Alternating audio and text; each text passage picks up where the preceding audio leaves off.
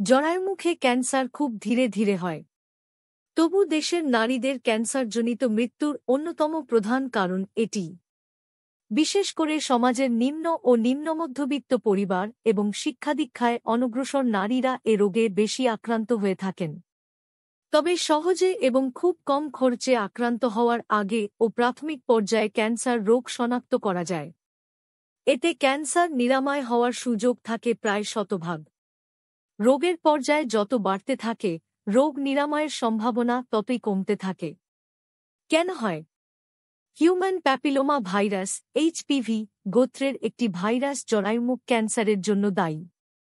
এই ভাইরাস যৌন সংসর্গের মাধ্যমে সংক্রমিত হয়। যৌন সক্রিয় বেশিরভাগই কমবেশি এই ভাইরাসে সংক্রমিত হলেও সবার কিন্তু ক্যান্সার হয় না। কিছু ঝুঁকিপূর্ণ ব্যক্তিদেরই ক্যান্সার হয়ে থাকে।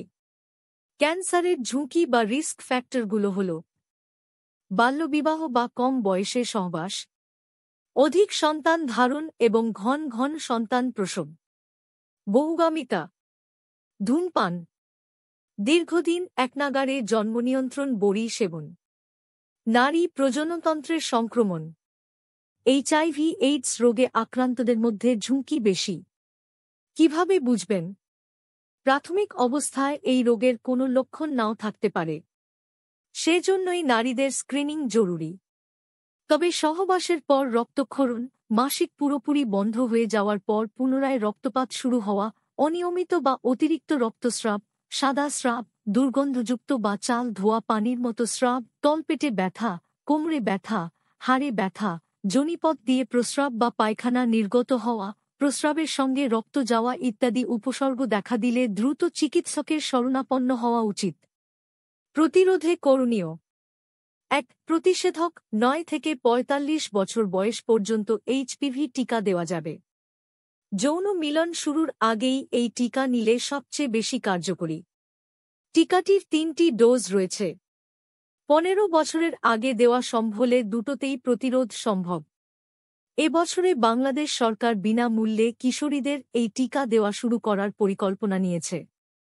কিন্তু বিশ্ব এবছরও করোনার টিকা উৎপাদন ও বিতরণে ব্যস্ত থাকবে বলে এইচপিভি ভ্যাকসিন প্রদানে বিলম্ব হওয়ার আশঙ্কা দেখছেন বিশেষজ্ঞরা। ২. নির্ণয়: অন্যান্য ক্যান্সারের সঙ্গে জরায়ুমুখ ক্যান্সারের একটি বড় পার্থক্য হল এটি ক্যান্সার পূর্ব অবস্থায় নির্ণয় করা সম্ভব। ক্যান্সার পূর্ব অবস্থায় চিকিৎসা নিলে পুরোপুরি ক্যান্সার হওয়া থেকে রক্ষা পাওয়া যেতে পারে। তাতে একজন মেয়ে তার স্বাভাবিক নারীত্ব বজায় রাখতে পারে এবং ব্যয়বহুল ক্যান্সার চিকিৎসা ও মৃত্যুর হাত থেকে রক্ষা পেতে পারে। স্ক্রিনিংয়ের জন্য যেসব পরীক্ষা করতে হয়: HPV DNA test, প্যাপ smear test এবং ভায়া টেস্ট। এই টেস্টগুলো অত্যন্ত কার্যকর এবং সহজলভ্য। সরকার বিনামূল্যে ৩০ থেকে ৬৫ বছর বয়সী নারীদের ভায়া টেস্টের সুবিধা দিয়ে যাচ্ছে। জেলা শহরগুলোতে প্যাপ টেস্ট ও এইচপিভি শনাক্তকরণের ব্যবস্থা রয়েছে। টিকা দিলেও স্ক্রিনিং টেস্ট করতে হবে।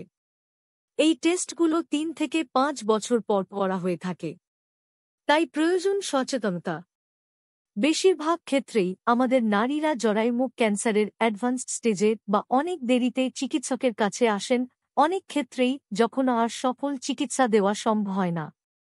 তাই এ বিষয়ে কুসংস্কার ও সংকোচ পরিহার করতে হবে।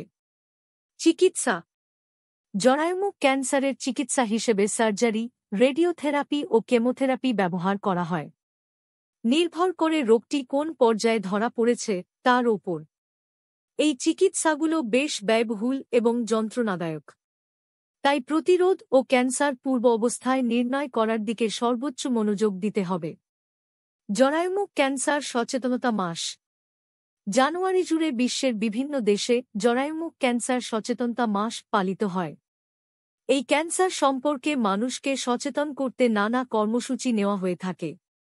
শুধু বাংলাদেশে নয়, বিশ্বজুড়ে নারীদের ক্যান্সারজনিত কারণে মৃত্যুর চতুর্থ প্রধান কারণ জরায়ুমুখ ক্যান্সার।